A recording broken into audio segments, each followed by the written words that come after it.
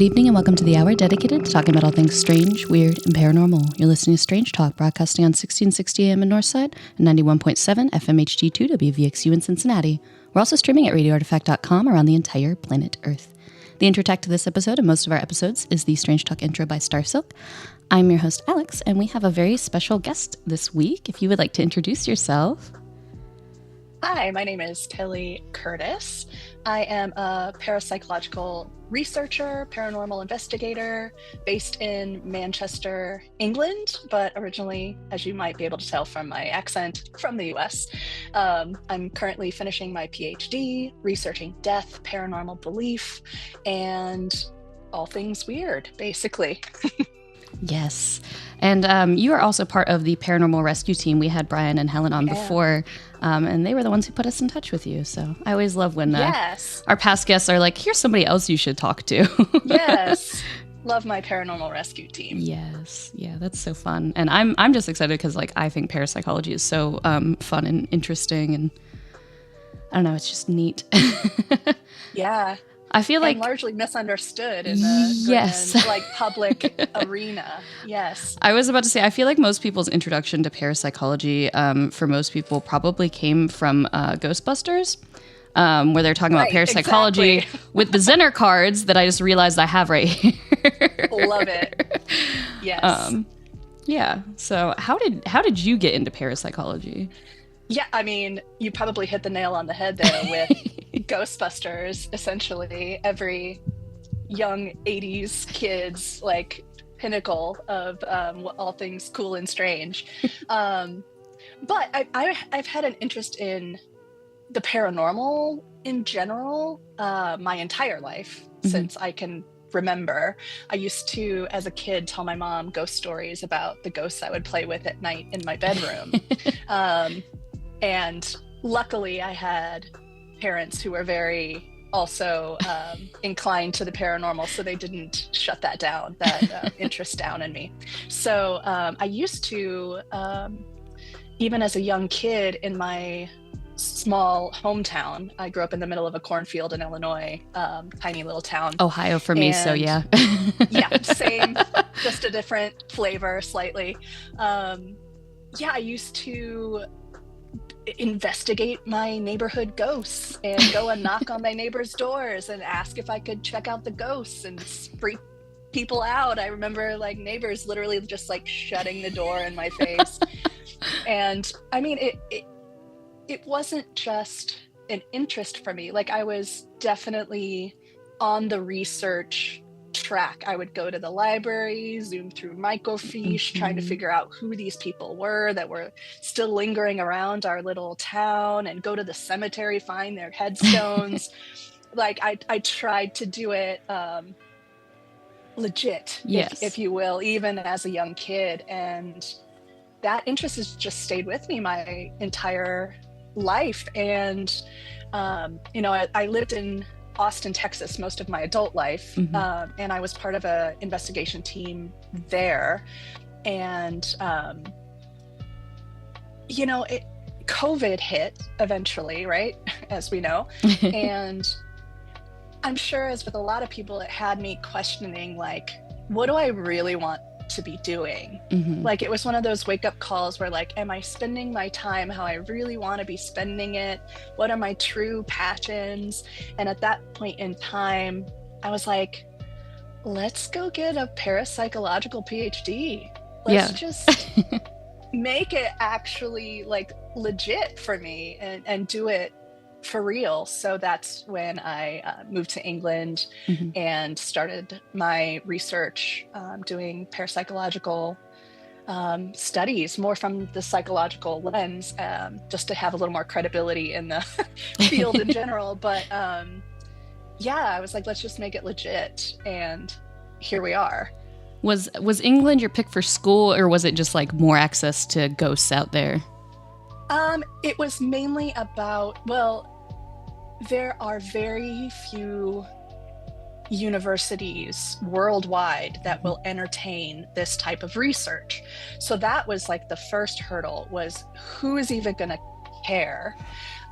There are some schools peppered around, like in Edinburgh, they actually have like a parapsychological PhD program, but they weren't accepting any students when I applied. Because again, this was like still during COVID, because it's dwindling, but schools weren't just open. And there is a school in Georgia that has this type of lens, and in Australia there's some in like Central America, but in Manchester Metropolitan University, I was aware of some research a couple people there, professors there, had been doing, and they happened to be taking on students to do PhD supervision.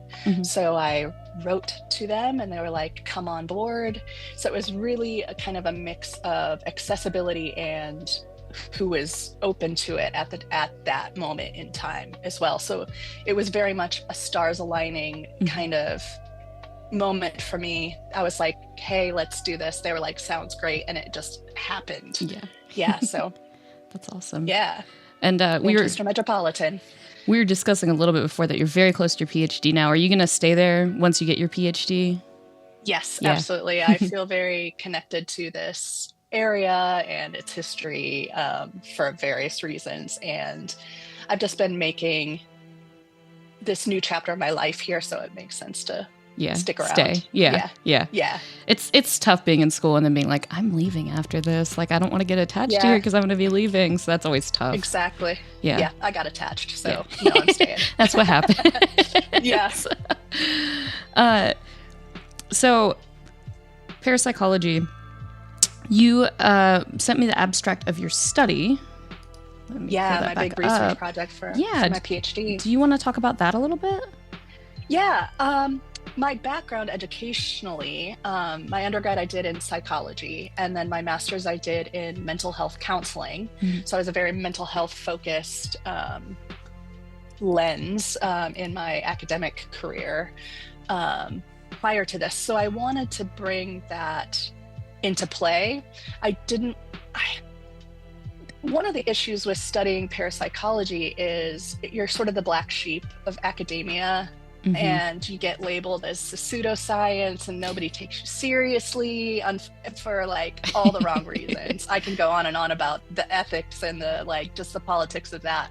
But I wanted to ground my interest in the paranormal into the psychological side of things, so it would be more accessible to the broader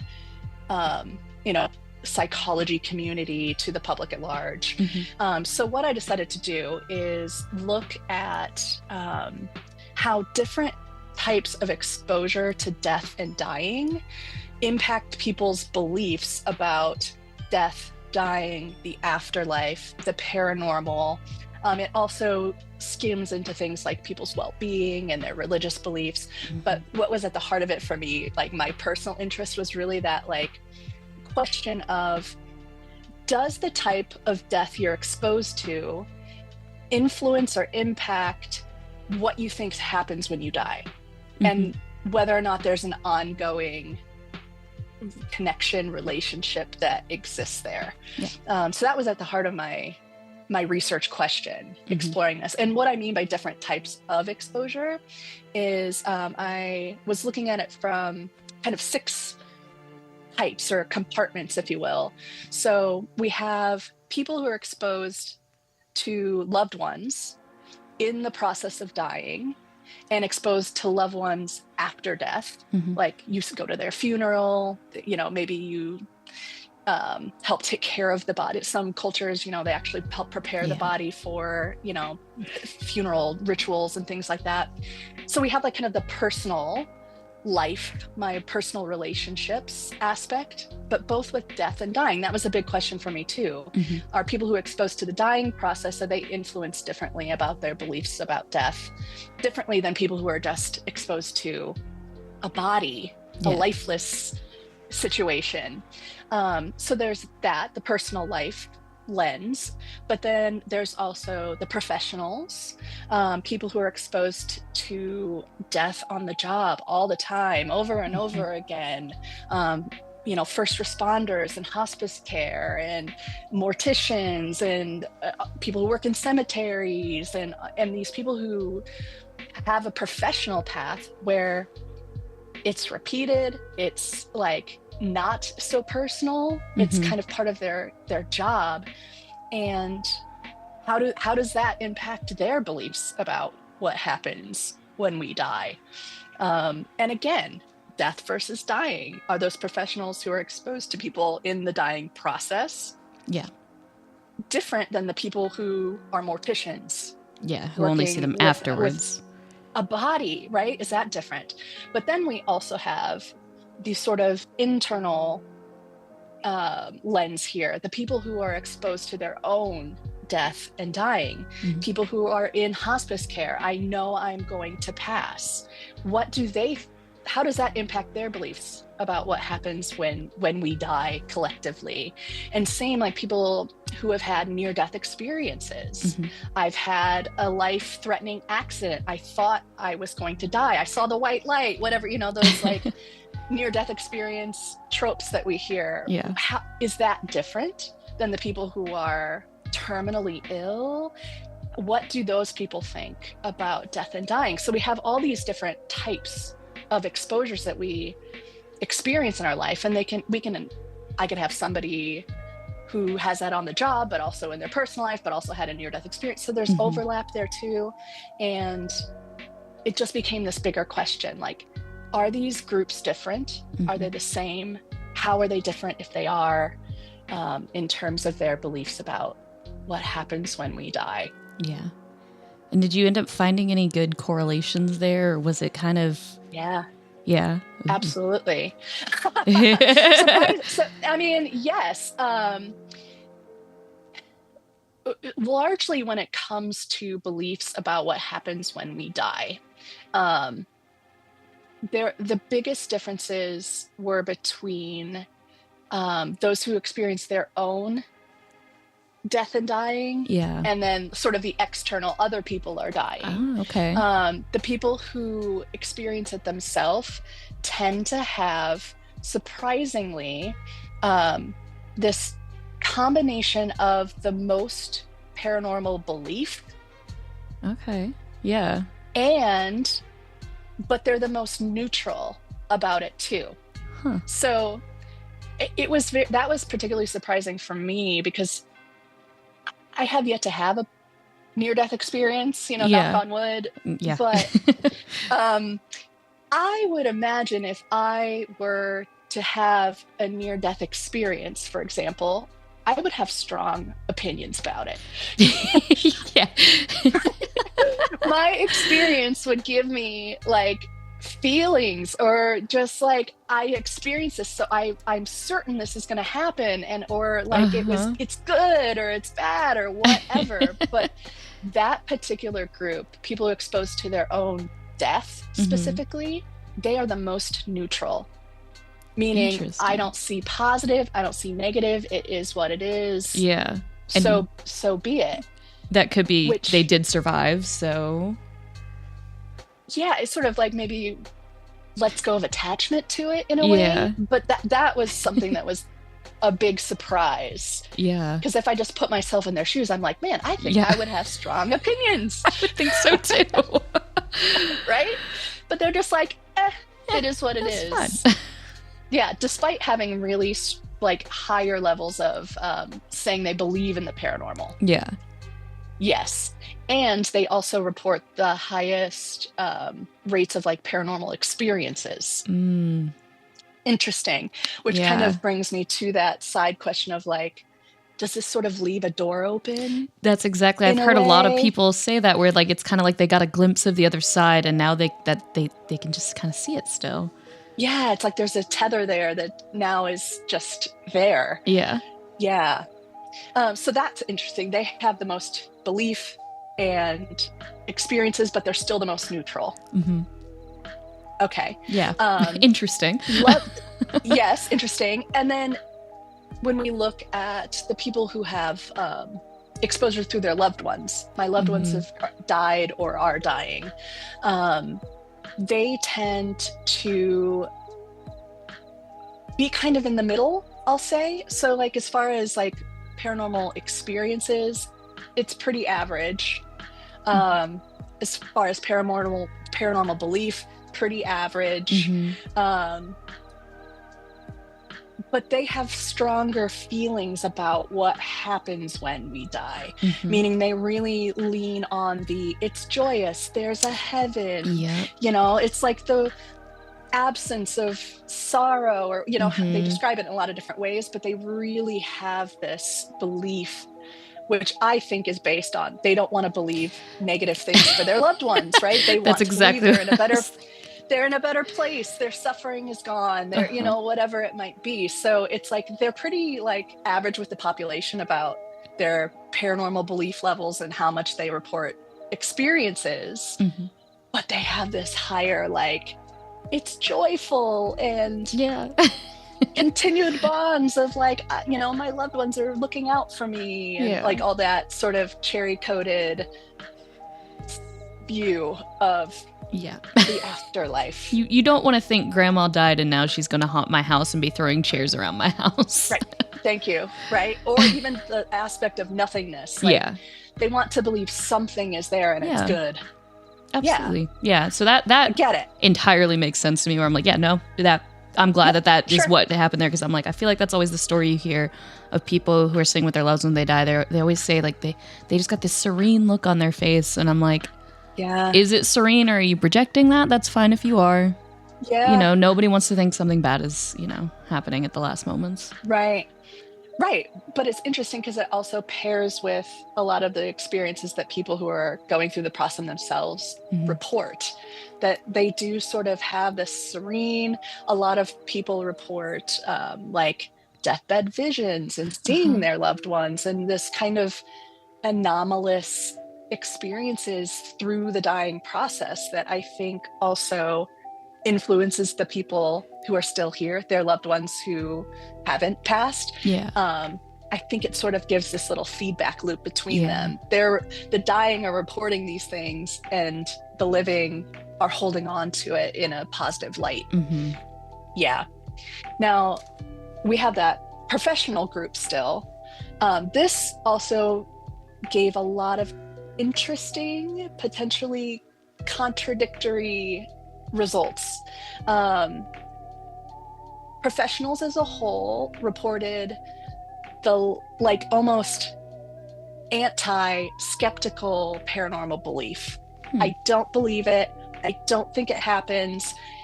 Like, nope, you can't put me. I do not identify as being a paranormal believer. No.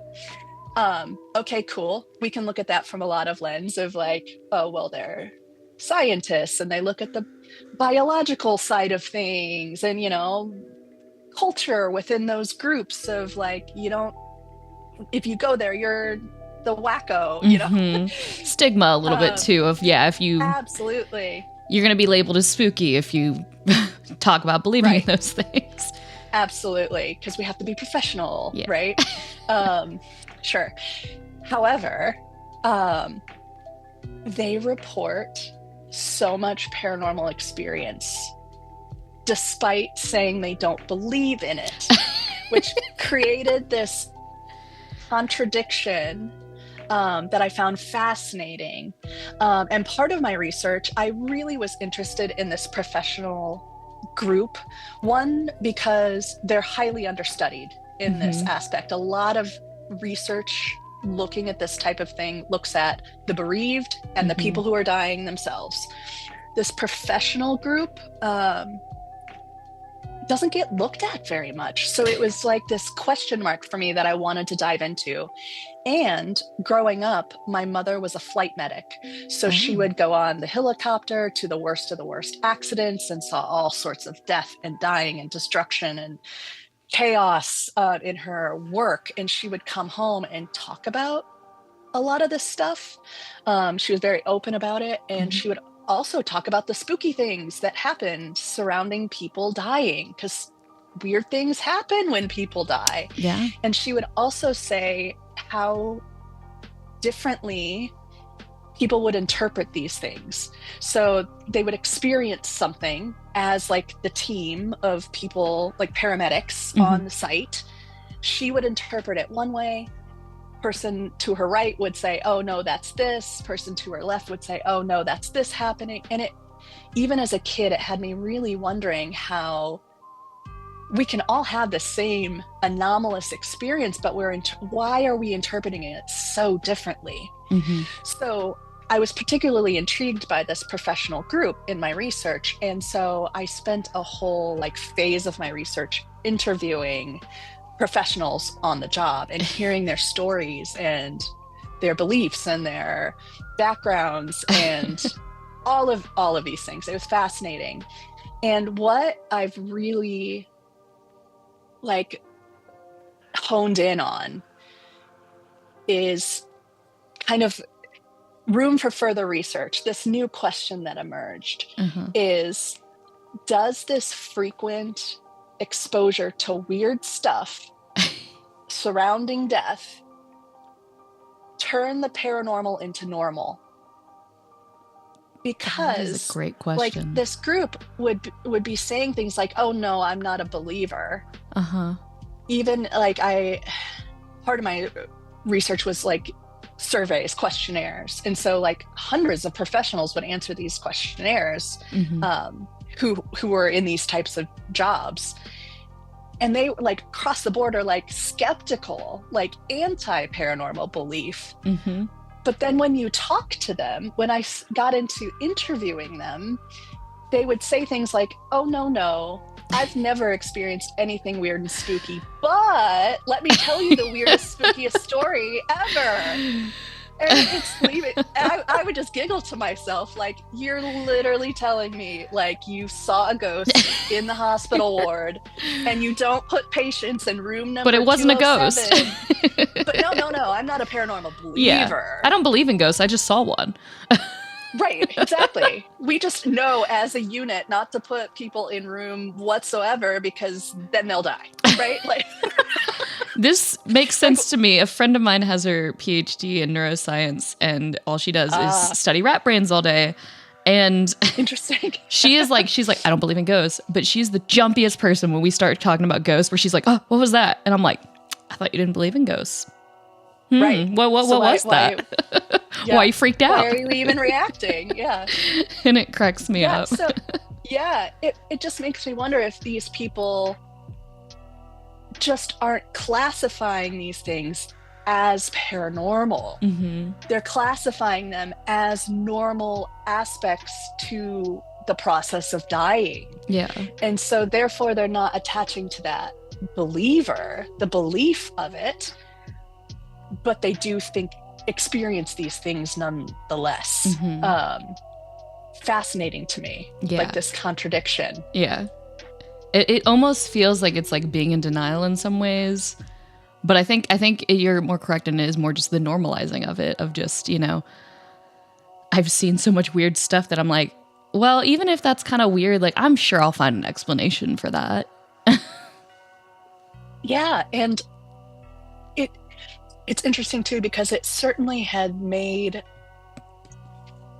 across the board of the people I actually interviewed, it made them more inquisitive, but not inquisitive enough to completely change their belief system.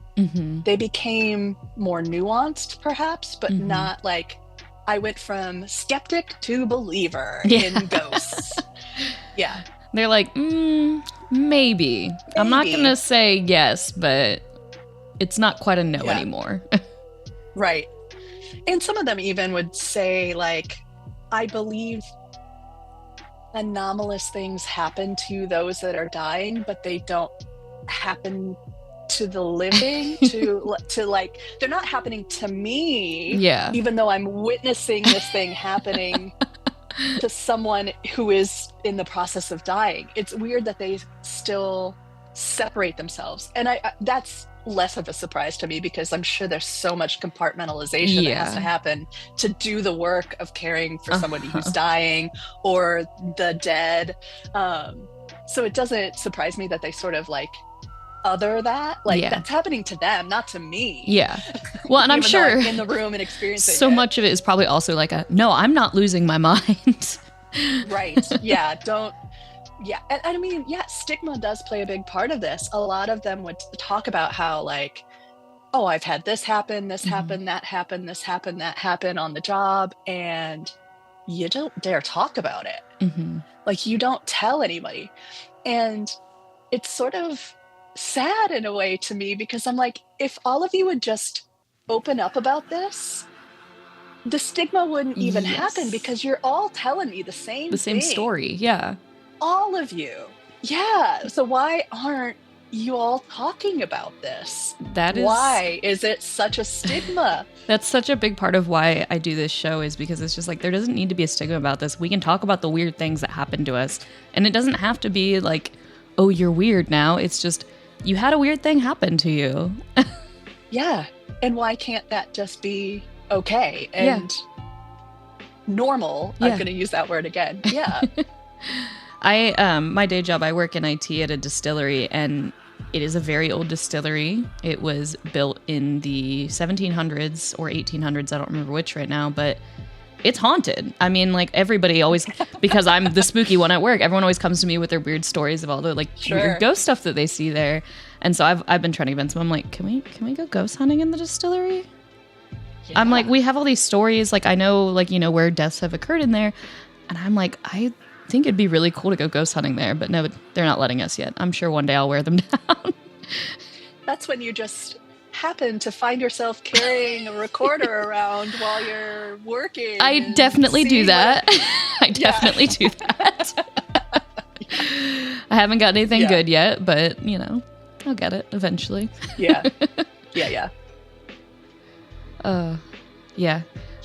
I do think it's so interesting. Yeah, older buildings like that do end up having a lot more weird stuff. And that might also be what we're ascribing to it, you know. We're going in a little bit expecting it to have a history. Oh, yeah. Yeah, that's absolutely part of, like, the psychology of hauntings, if you will. This, you're sort of priming yourself for this type of thing. And it matters. Like, I've, one of my supervisors, actually, I have a primary and a secondary supervisor for my PhD, and they did a project together where they took a group of the general public into a haunted estate, essentially, and told them that they were doing, like, an investigation. They split the group up into a couple different groups, and they told each group different stories. This room has a lot of activity. Others, that place in the building has a lot of activity. The third group, oh, it's the West Wing over there that has a lot of activity. And then they sort of sent them on their way in groups and told them to, like, write down their experiences as they went through this big manor. And sure enough, like, the people reported more spooky feelings, and I think I saw something out of the corner of my eye in the places that they were primed, which of course it did. Like, yeah, obviously. Yeah, it's just the way our brains are wired to experience the world. And then that's kind of, you know, like, is it just being primed, or is it also maybe they're just paying more attention there as well, because, like, they know something weird's supposed to be happening there, so that's hard to track down why they're getting it there too. Right. And how do we even go about verifying those types of things? Like, is their experience legitimate because they're reporting it, or is it just like this psychological phenomenon of being primed to experience something?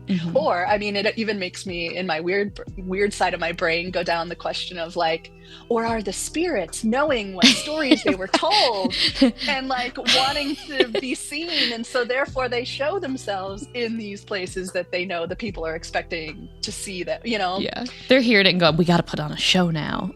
Yeah, right. I have to go to the kitchen now because this group is expecting me there. Yeah. Who knows, right? I don't know how that works. I love the idea that, you know, spirits are listening in and going, well, normally I hang out in the foyer, but they said I show up in the kitchen, so I guess that's where I'm going today. I guess I'm a cook today. All right. Yeah. Oh, no, go ahead. I was going to say, but also in my research, I kind of looked a little bit into this, like the question of whether our beliefs inform our experiences, or do our beliefs, or vice versa. I forget which way I said that initially. Do our beliefs influence our experiences? Do our experiences influence our beliefs? Yes. And the data from my research really shows there's a feedback loop happening. Yeah. So it goes both ways. When we have an experience, it influences our beliefs slightly more than the other way around.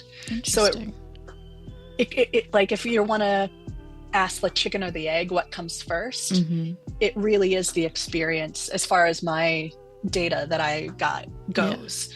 Experience first, then belief. However, there is still the feedback loop the other way around, where what we believe will influence what we experience and how we interpret those things.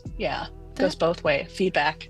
That makes sense to me, because you kind of have to have the experience, that spark that makes you, you know, look into something where then you're like, oh, okay, so this is what I experience. Now I believe this.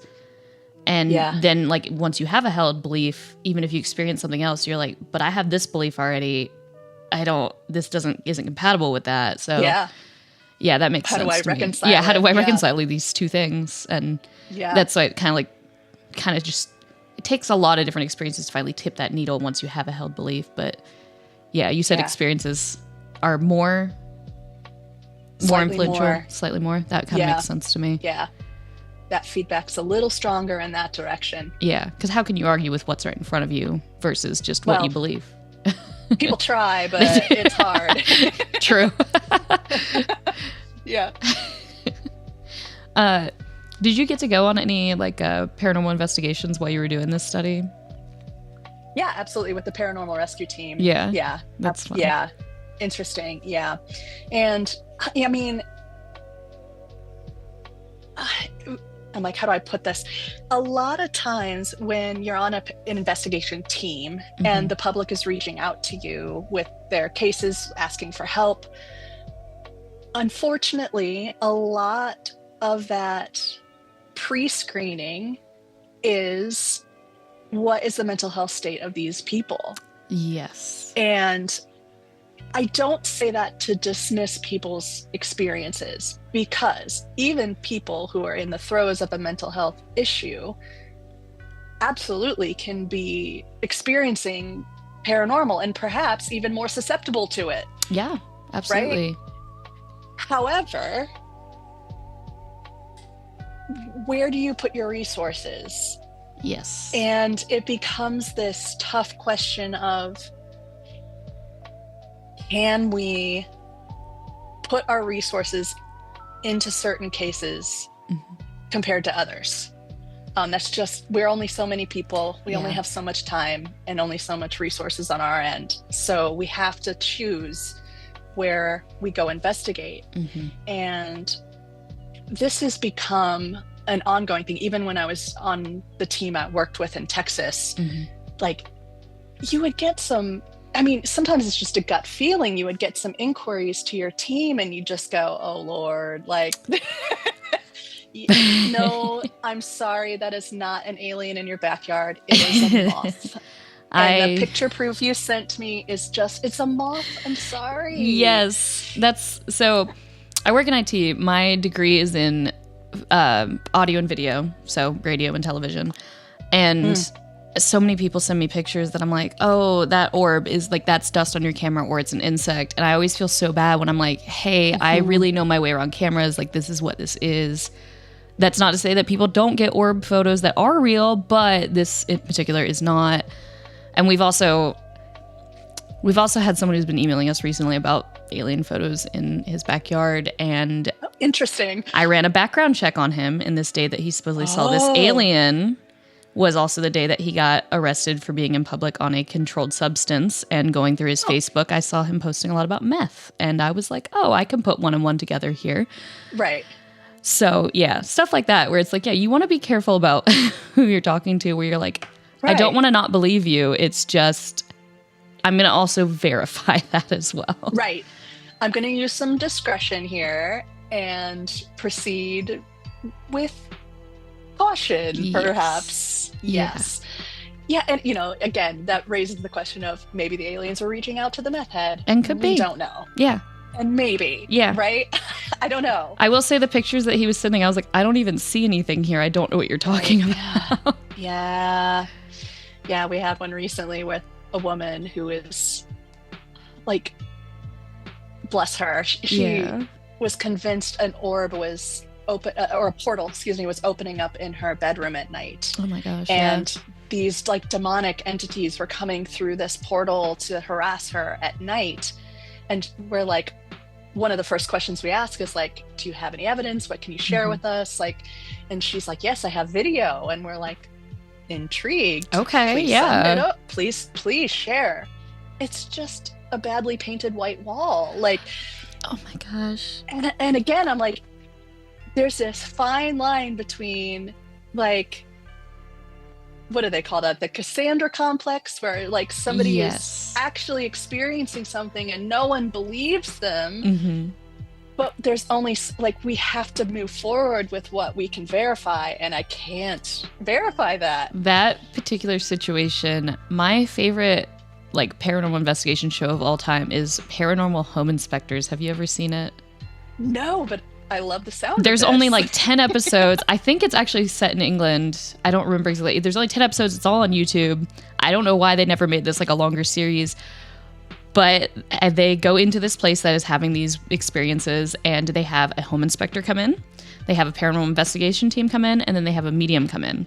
And my only issue with the show is I wish they would air the segments in opposite order, because they show the paranormal home inspector first, who goes through and basically debunks everything.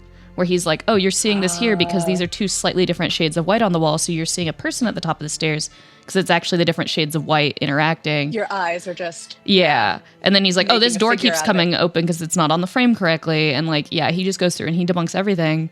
So then the paranormal investigation team comes through. And of course they find all this evidence that is the stuff that he's already debunked. And then the medium comes through, and she is just straight making stuff up. And then they try to verify it at the end. And like... I don't think any of them, they ever verified anything she said, which she might be an amazing medium. I don't know. But just the stuff that was on the show, I was like, oh, this is so unfortunate. But it is my favorite paranormal show of all time, just because I think the home inspector's name is David. He just goes through and he just debunks everything, where it's just like, oh, these are the issues here. And that's not to say they're not having, paranormal issues on top of that. But it like most of the main things, it's like, oh, this is just, you just have some issues with your home that are easily fixed. Right. I love the concept of that. But yeah, I agree. They should do that in the opposite order. Let's start with the extraordinary and then dwindle it down. Where you're all spooked out and then you're like, oh, wait, actually, because the thing is, I'm not saying there's not paranormal experiences. I'm saying you want to make sure that you have hard, concrete evidence, because there are things like pareidolia where you want to see faces and everything. Yeah. So... Absolutely. It's just the way our brains are wired to make sense and fill in the gaps. And that's why we see faces in marble and figures in the clouds and all of that. It's like our brains are wired to do so. Yes. So therefore, of course, we're seeing a figure at the top of the stairs when the color is off. But yes, that doesn't mean that there's a portal with demonic figures coming through your bedroom wall. Yeah, that might just be different paint colors. It might be, but yes. So like, this is where my role on this particular team really comes into play is the pre-screening and using my psychology and my mental health background to get those more verifiable accounts. Because you do want to get rid of all the like explainable stuff. And then when there's like that 2% that you just can't explain, that's where we're really cooking with gas. That's where we're really asking questions about, what is this? We cannot explain what is happening here, even though we've tried to explain what is happening here. I actually developed something that the team lovingly calls the Curtis scale. It's my last name. So it's like literally an assessment, a checklist, where I will interview the potential homeowner or like business owner, whatever it might be. And there's like a point scale that's given. If you're under this point scale, sorry, we don't have the resources to investigate. If you're over this point scale, we're really intrigued. Mm-hmm. If you're over that point scale, like we're there already. Good luck keeping us away from this. So it's been really helpful. And a lot of that does get dwindled out with, the people who are just maybe having their own internal thing. Mm-hmm. But, again, my psychology mind can't help but wonder. And I'm going to give a shout out to a couple of people that I really admire in this field, Greg and Dana Newkirk. Mm-hmm.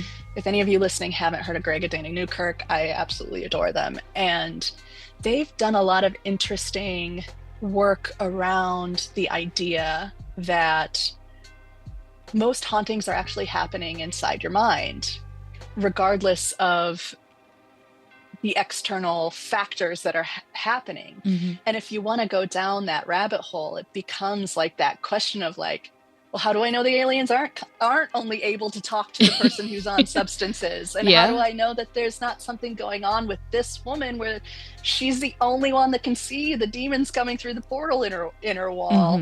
Mm-hmm. It just becomes this like endless, like I said, rabbit hole of, I don't have the answers. Yeah.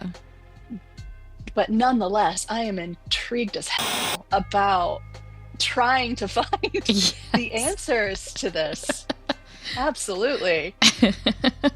I agree with that because maybe they are only talking to them. It's just for me, it's hard for me to talk to them just because it's just like I can't get a coherent story out of you as to what happened. Yeah. That's my main issue with it. It could be maybe they are getting stuff that we're not getting. Yeah, maybe the aliens are broadcasting to all of us, but they're the only ones. Yeah, they're tuned into that channel. Yeah, exactly. Maybe that's the problem. Our antennas are not wired the right way for it. Exactly. Oh, that's awesome. Yeah. So I mean, constant investigation still happening during this PhD. Mm-hmm. I tried not to let it inform my PhD too much because that's a little bit more of a passion project than the aim of my PhD research. But nonetheless, I still experienced a lot of interesting things on my investigations here in England. One time, it was making me think of this experience. We went to, here in England, some smaller cities have buildings where their courthouse, their jail, and their police station are all housed in the same building. Mm-hmm. And so we went to investigate one of these, and it was like sort of a public event. So we were hosting it, but people could come like buy a ticket and do an investigation, people who are interested in the paranormal. And during this particular event, we decided to set it up where us on the team, we would sort of be stationed in different parts of the building, and the public could kind of just wander around at their own will. So it was a little less guided. It was a little more like, y'all just have fun kind of thing. If you want to talk to us in the hot spots, we'll be there. And so I was sat in a jail cell that had a lot of reported activity in. And the jail cell itself was really long and narrow, very shotgun, a bench on one side at the end, like where the bed used to be. And for those of you who have been on an investigation, a proper investigation, a lot of it is not what you see on TV. A lot of it is just sitting quiet in the dark, trying not to make noise. This is the conversation I've been having so much recently of like, it's like fishing. You're just sitting there doing nothing until something happens. Until something happens, right? So here I am in the dark in this jail cell, and nobody's come in for a little bit because they're all wandering around. It's a fairly big building. And eventually this couple comes in, a man and a woman, they're married. And so I'm telling them a little bit about the space we're in. And the wife sits on the bench next to me, and the husband stands across from me because there's just the one bench in this room essentially. And because it's such a narrow space, he's Like if I reached out my hand, I could have touched the husband standing across from us. And so that's what I tell them we're going to do is we're just going to sit here and we're going to just take in the space, let our eyes adjust, let our ears adjust, let our senses adjust to this space. And if any of you sense anything, just let's talk about it. And so we're sitting there, and maybe about 5 minutes pass. I give this pair a lot of credit for just being it. A lot of people can't do that, just sit in silence for a while. So they were on board, and eventually your eyes do adjust. You can see the darkness differently, and the space becomes a little more clear. And all of a sudden, the man across from his wife and I shifts his body weight and is looking down at us a little differently. And the only way I can describe it is he looked different. Yeah. And at first I was like, maybe it's just the change of the shadow on his face from him just adjusting his stance. Maybe my eyes, again, pareidolia does weird things to what we see. But I looked at his wife, and she looked at me very concerned at the same time. And we both look back at her husband. And then we look back at each other. And we look back at her husband. And unprompted, she asked him, "Are you okay?" So I knew in that moment, like, she was sensing something weird too. I thought, I don't know this man. Like maybe, I'm just getting a weird vibe. But she straight up asked, "Are you all right?" And he responds. Now, mind you, this is a British man. He responds in a thick Irish accent, "You don't belong here." Oh. And I was like, whoa. And his wife, like, looked at me with this weird concern. And she asked him again, "Are you all right?" And he repeats in the Irish accent, "You don't belong here." That is so and I'm creepy. like, what is happening? Like, did they plan this? Like, my mind is going to these, like, how can I explain this scenario, places? And she asked him once again, more like stern this time, like, "Are you all right?" And he just suddenly shifts his weight back against the wall, and he looks like he used to me, like he changed again. I use that word loosely because I don't know how else to describe it. And she looks at me, like his wife looks at me again, concerned. And I'm just sitting here like, I'm not saying anything because I am trying to make sense of what's happening here. And she asks him again, "Are you all right?" And he goes, "Well, what do you mean?" Back in his British accent, calm as a cucumber. And his wife was like, "What just happened to you?" And he's like, "What are you talking about?" Now, I feel weird telling this story because I feel like it's one of those stories where it's that, like, prime thing. If you didn't see it, you wouldn't get it. If I hadn't witnessed this and I just heard this story that I'm telling, I'd be like, well, he could be playing a prank or whatever, but But I saw this man look different, have a different voice, and seeing their interaction afterwards, like, they would have to be like Academy Award winning actors to pull this off in such a choreographed way. And this man later in the night came up to me and he's like, "Are you two messing with me?" And I'm like, "No, man." No.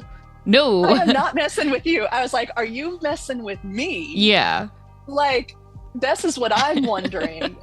And he's like, "I'm kind of freaking out." And I was like, I get it. Yeah. Like, I'll be honest with you, I've never witnessed something like that before. Yeah. I was like, I'm not going to use the word like possession, Yeah. but something happened to you, man. I was like, I really encourage you to like whatever cleansing, like detachment thing you feel you need to do tonight. Like, I'll help you if you want, but you got to do that, man. Something happened to you. Like, your wife is not pulling your leg. If she's scared right now, I saw the fear in her eye.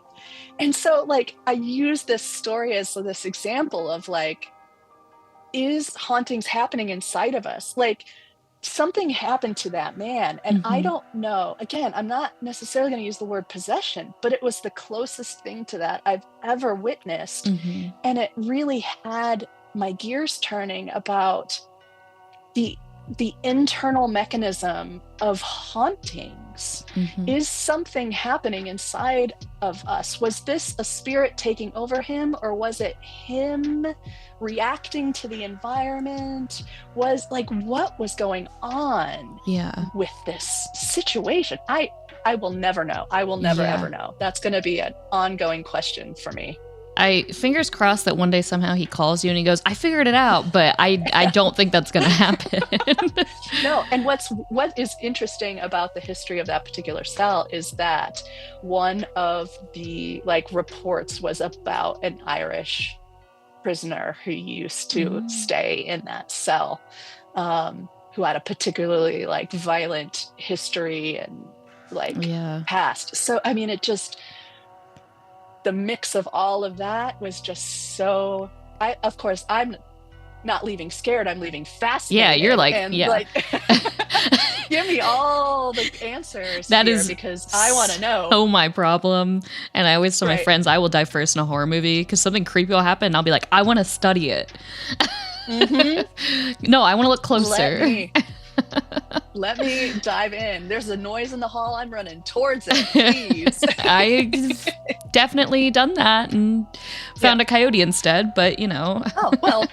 Hey, and then I was like, okay, yeah, I guess I should probably not be here right now. And I probably shouldn't be running around in the woods at night by myself. At least you got that question answered, right? Yeah. I was like, what is it? Oh, it's a coyote. Okay. Yeah. Okay. Maybe I should not be here right now. I was cryptid hunting, but you are a coyote, and that is not what I wanted to find. Love it. Yeah. Well, we're almost at the end of the hour. It goes so quick. Do you have any other just fun stories you wanted to share before we're fun stories? The one of my favorite stories to share. This is when I was in Texas with a team, and we were in a small Texas town in the middle of nowhere, investigating a hotel called the Nut House, coincidentally. But the family who owned it back in the 1800s, whenever it was their last name was Nut. So hence the Nut House. It wasn't just a clever, current name for this place. It was literally called the Nut House. And there were reports of a little girl ghost in the hotel.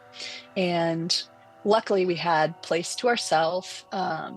And in the middle of the night when we were investigating, I had a thermal camera set. I was hand holding it, so it wasn't just set up on a tripod, looking down.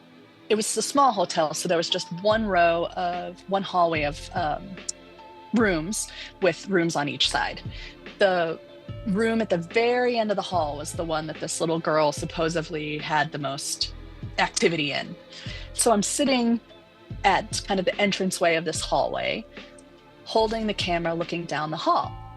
And what do I see but this little figure poke its head out of that door and then poke its head back.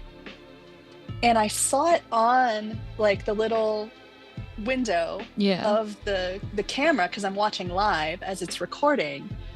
And of course I run down the hallway towards it. And ironically, the door is shut to that room. So anything like passing through that doorway would have had to go through the actual door. And we spent so much time trying to recreate this thermal figure. When you see this tape, it looks like the girl from The Ring. Mm-hmm. Long hair. Like, you just see the hair swing out and swing back. I mean, it is creepy, especially like post-Ring, you know. It ruined long hair for little girls forever. Ever. Yes. And we could not recreate this. We tried to get it to reflect off furniture. At the very end of the hallway, we tried to like see if there were any vents nearby. There wasn't. We tried to we could not recreate it. Now, that's not to say it was absolutely a little girl ghost. But afterwards, I did my let's go into the archives research mode. And I found that sure enough, there was a daughter to this family named Sally, mm-hmm. who died in the hotel at age 7 from consumption or whatever general term they used back in the 1800s. She died in the hotel. I didn't verify what room it was. That wasn't in any of the records, but it gave this credence to the story. And then mm-hmm. having this figure, and of course skeptics will see it and say, I don't believe it. And then people who are open to the idea are that is creepy. I would argue whether you believe it or not, it's still creepy. It's creepy. You see this little girl and she pops her head in and pops her head out. We tried to get her to do it again and she wouldn't, but you just get the one. I was I'm sleeping in that room tonight. That's exactly what I was like. That is mine. I'm calling it. I heard a giggle at a different time in that room in that night. Just a weird giggle. Weird. So yeah. Yeah, that's a good one. Little girl. Classic. Girl ghost in a hotel. Yeah. Always in a hotel too. Always. Well, awesome. We're at the top of the hour. Thank you so much for coming on. This has been so much fun. Good. I've been enjoying myself. So thank you for having me on. Yeah, anytime. Well, with that, we'll go ahead and sign off for the night. So good night and good luck.